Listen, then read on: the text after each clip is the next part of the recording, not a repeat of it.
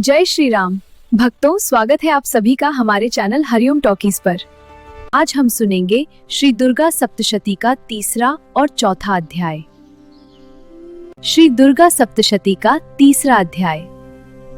महर्षि मेध ने कहा, महिषासुर की सेना नष्ट होती देखकर उस सेना का सेनापति चिक्षुर क्रोध में भर देवी के साथ युद्ध करने के लिए आगे बढ़ा। वह देवी पर इस प्रकार बाणों की वर्षा करने लगा मानो सुमेरु पर्वत पानी की धार बरसा रहा हो। इस प्रकार देवी ने अपने बाणों से उसके बाणों को काट डाला तथा उसके घोड़ों व सारथी को मार दिया। साथ ही उसके धनुष और उसकी अत्यंत ऊंची ध्वजा को भी काटकर नीचे गिरा दिया। उसका धनुष कट जाने के पश्चात उसके शरीर के अंगों को भी अपने बाणों से बींध दिया। धनुष, घोड़ों और सारथी के नष्ट हो जाने पर वह असुर ढाल और तलवार लेकर देवी की तरफ आया। उसने अपनी तीक्ष्ण धार वाली तलवार से देवी के सिंह के मस्तक पर प्रहार किया और बड़े वेग से देवी की बाईं भुजा पर वार किया। किंतु देवी की बाईं भुजा को छूते ही उस दैत्य की तलवार टूटकर दो टुकड़े हो गए। इससे दैत्य ने क्रोध में भरकर शूल हाथ में लिया और उसे भद्रकाली देवी की ओर फेंका। देवी की ओर आता हुआ वह शूल आकाश से गिरते हुए सूर्य के समान प्रज्वलित हो उठा। उस शूल को अपनी ओर आते हुए देखकर देवी ने भी शूल छोड़ा और महाअसुर के शूल के 100 टुकड़े कर दिए और साथ ही महाअसुर के प्राण भी हर लिए। चिक्षुर के मरने पर देवताओं को दुख देने वाला चामर नामक दैत्य हाथी पर सवार होकर देवी से लड़ने के लिए आया और उसने आने के साथ ही शक्ति से प्रहार किया, किंतु देवी ने अपनी हुंकार से ही उसे तोड़कर पृथ्वी पर डाल दिया। शक्ति को टूटा हुआ देखकर दैत्य ने क्रोध से लाल होकर शूल को चलाया, किंतु देवी ने उसको भी काट दिया। इतने में देवी का सिंह उछलकर हाथी के मस्तक पर सवार हो गया और दैत्य के साथ बहुत ही तीव्र युद्ध करने लगा।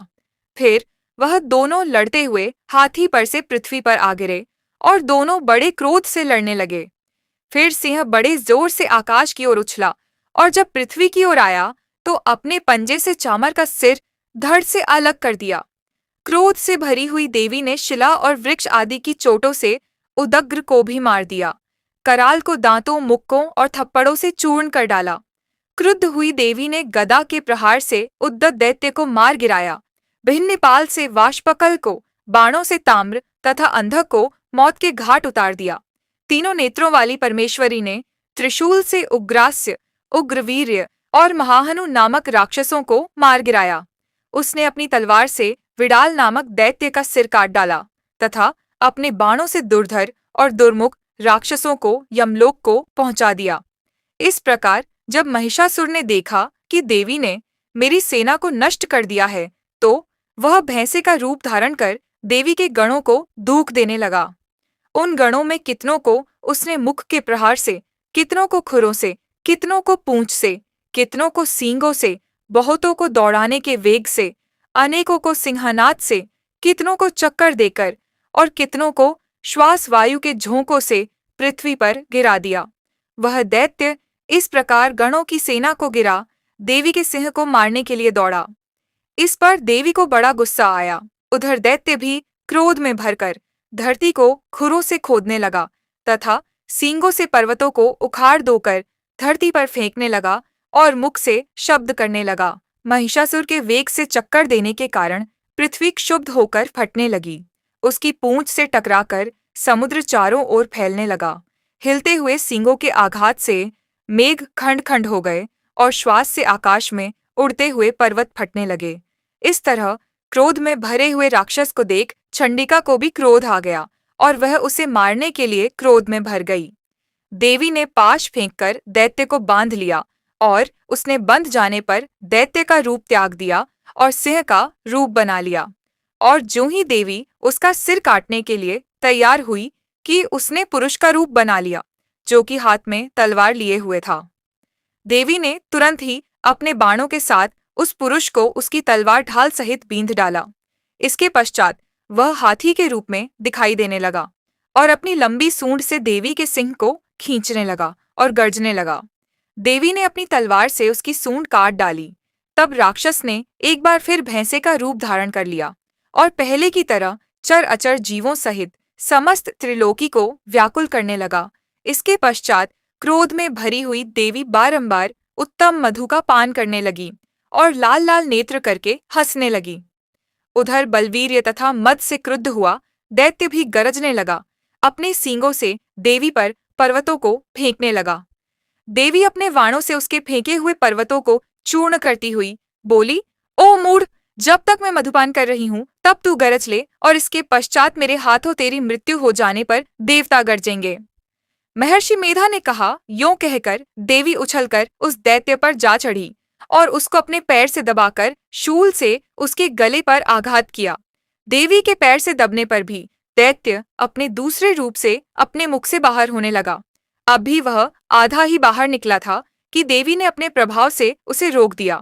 जब वह आधा निकला हुआ ही दैत्य युद्ध करने लगा तो देवी ने अपनी तलवार से उसे काट दिया।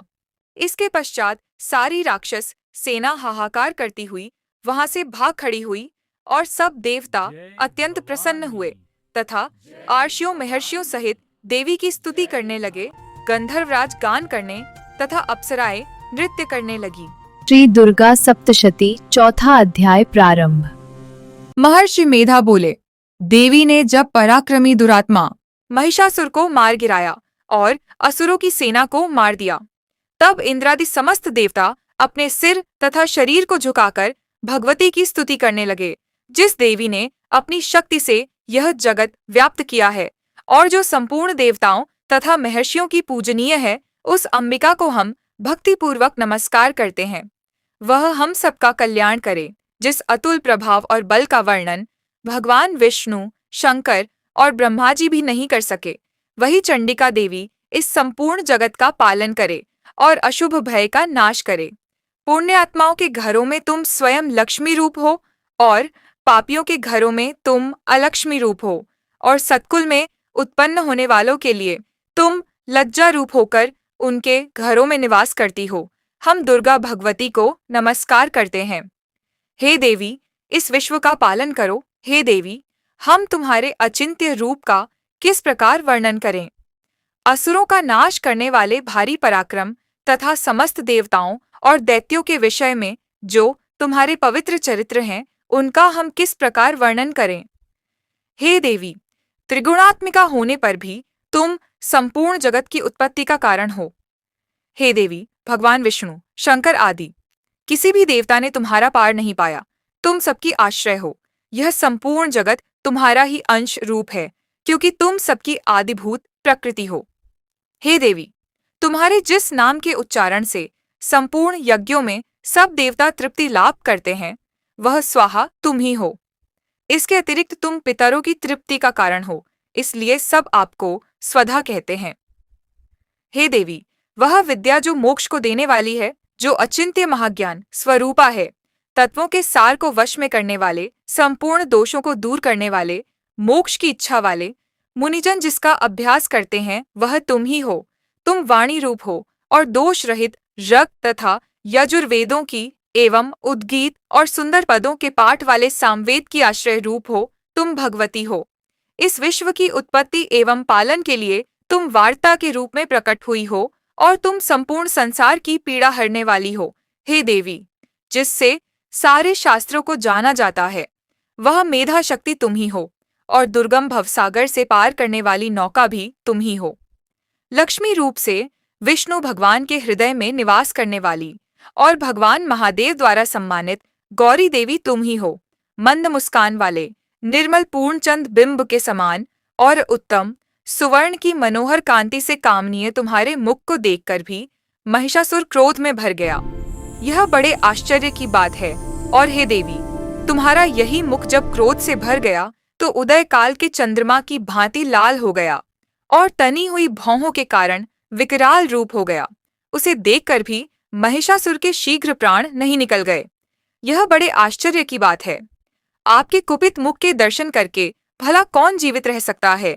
हे देवी, तुम हमारे कल्याण के लिए प्रसन्न हो। आपके प्रसन्न होने से इस जगत का अभ्युदय होता है, और जब आप क्रुद्ध हो जाती हैं तो कितने ही कुलों का सर्वनाश हो जाता है।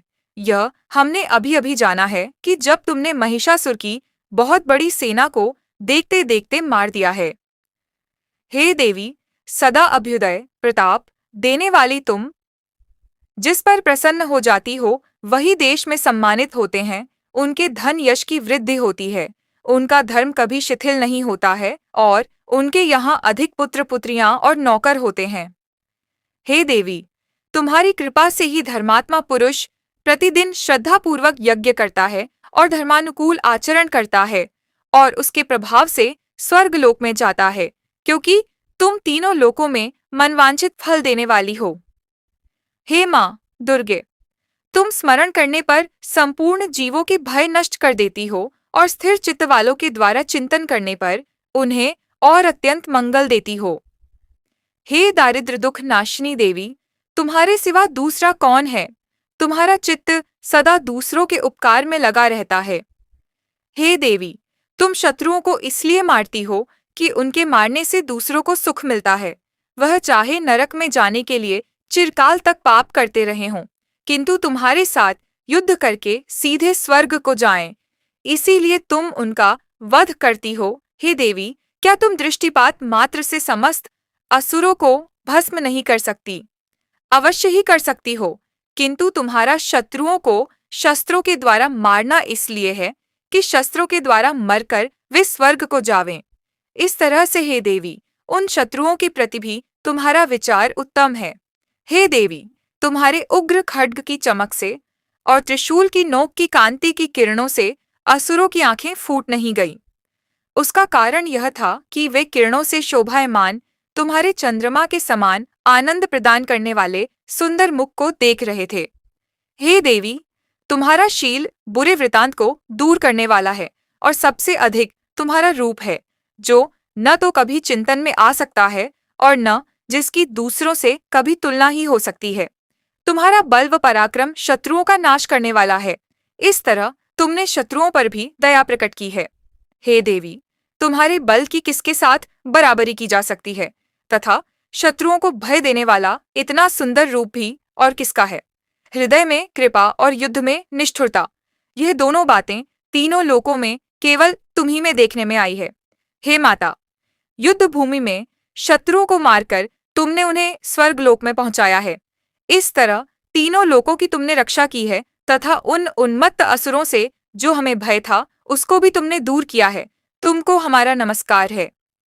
हे देवी, तुम शूल तथा खड्ग से हमारी रक्षा करो तथा घंटे की ध्वनि और धनुष की टंकोर से भी हमारी रक्षा करो। हे चंडिके, आप अपने शूल को घुमाकर पूर्व, पश्चिम, उत्तर तथा दक्षिण दिशा में हमारी रक्षा करो। तीनों लोकों में जो तुम्हारे सौम्य रूप हैं तथा घोर रूप हैं, उनसे हमारी रक्षा करो तथा इस पृथ्वी की रक्षा करो।